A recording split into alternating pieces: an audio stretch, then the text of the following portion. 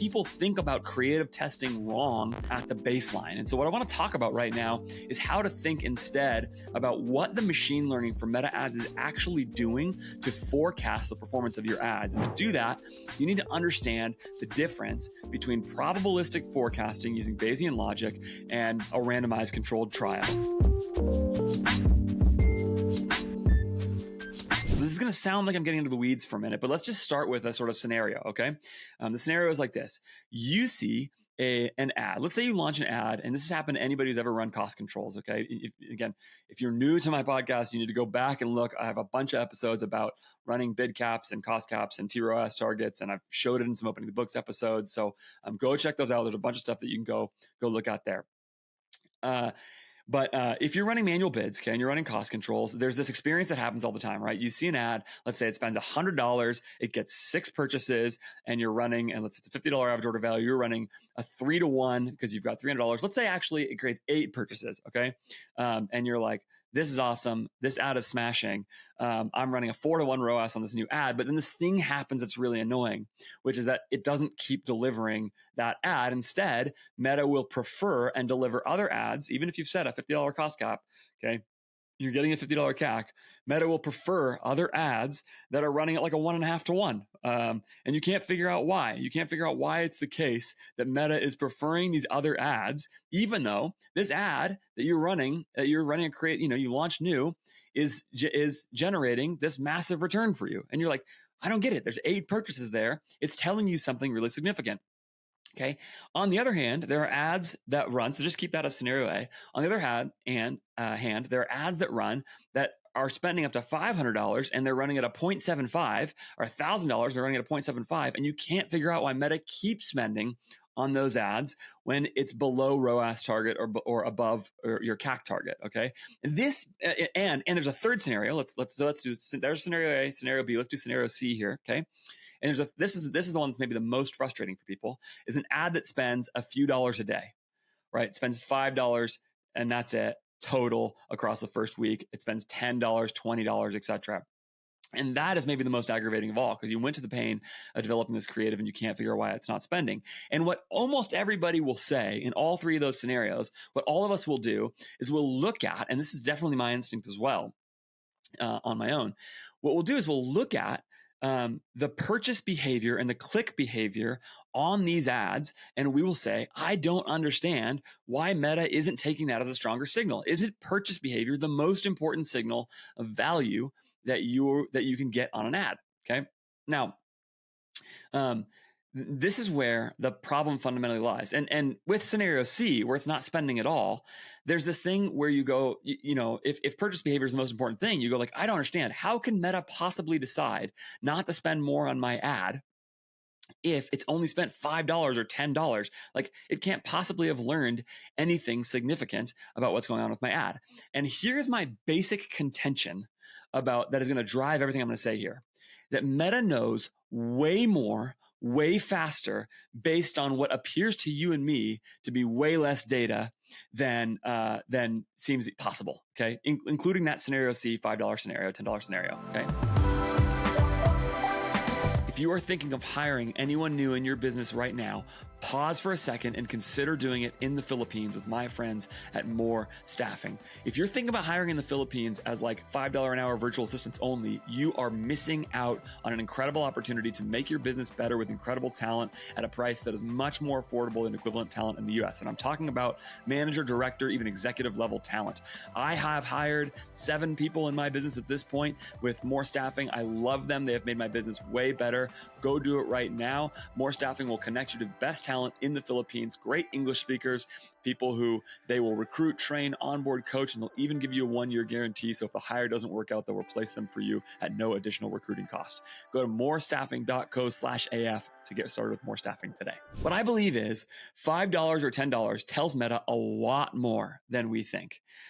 Okay, now let's put aside one possible way of making this case. One possible way of making this case is that Meta, in fact, is reading the ad, reading the content, with machine learning and AI, basically, in advance, and is predicting actually in advance whether your ad will work even before it delivers it. Okay.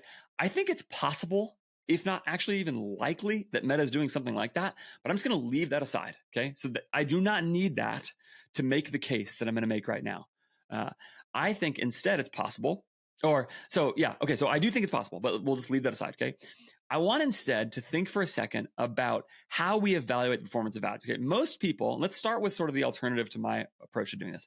Most people approach creative testing campaigns and they have to make a decision about how to know when an ad is a winner or loser. So the standard ad setup for a lot of advertisers is you build creative testing campaigns where you force spend on an auto bid to a bunch of new ads that you make. Okay, and as you make a bunch of new ads, you analyze the performance of those ads, and then for the ones that are winners, you move them into your scale campaign. Okay, and that's a separate campaign. So you take the ad, you kill it in your creative testing campaign. You say this ad is performing well in creative testing. I'm going to move it into scale.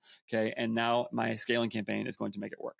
Okay, so that is like the classic way people run these ads. My alternative to that is to eliminate your creative testing campaign. Instead, launch everything with a manual bid, and if Meta spends on it, it's a signal of success. If Meta doesn't spend on it, it's a signal of failure. Okay, that's it. That's all you do. If that is, so one of my critiques of creative testing campaigns is this: how do you decide when an ad is a winner and ought to be moved to the scale campaign? Okay, how do you do that? And my experience is that most people have actually like no real rigorous methodology for doing this at all. Okay, so they sort of go like, oh, had a few purchases, CPC is good, hook rate's good, whatever, something like that. Normally it's about purchases, conversion rate, and they say, so that means it's a winner. And so within a few purchases, you go and scale it and put it in your winning campaign. Now, there are manifold problems with this way of doing things. Like, first of all, if you're running scale campaigns as CBOs or as ASCs, where there's already some way, and a lot of people are, for Meta to prefer to rank which ads it's going to deliver, why not just launch it there in the first place if you're going to use so few purchases to determine what a winner or not is? Okay, but secondly, it's that so few purchases tell you so little. Every one of you watching or listening to this at some point has seen an ad like a scenario A situation, right, where an ad gets a bunch of purchases really fast and you're like, boom, we solved it. This ad's producing a 4-to-1. Scale the budget, it's working. And then the moment you scale the budget, it stops working, right, if you're doing it in an auto bid setting. Like, I ran ads like this for so long. I would just be so excited about an ad, and I have all this bias. I make the ad, I think the headline's awesome, I think the visuals are awesome, and so it starts to perform well at all. I launch it and I'm checking it every 2 hours, opening it up. Like, everybody who's been around media buying for a little while knows that feeling. Okay, and so we have all this bias going into it, and you scale it and it doesn't work, and it's like, wait, why didn't it work? Well, that error is a problem all the time, and the reverse error is true too, which is, what about that ad that is spending but getting no purchases? How do you know you should shut it off, right? Because if it's the case that sometimes you scale an ad, you push spend to an ad that looks like it's going to perform, scenario A that I mentioned earlier, but it doesn't actually perform as you scale, then it's probably also the case that some ads, like scenario B that I mentioned earlier, that some ads look like they're not going to perform, but actually could perform. And so there is this problem methodologically of picking winners.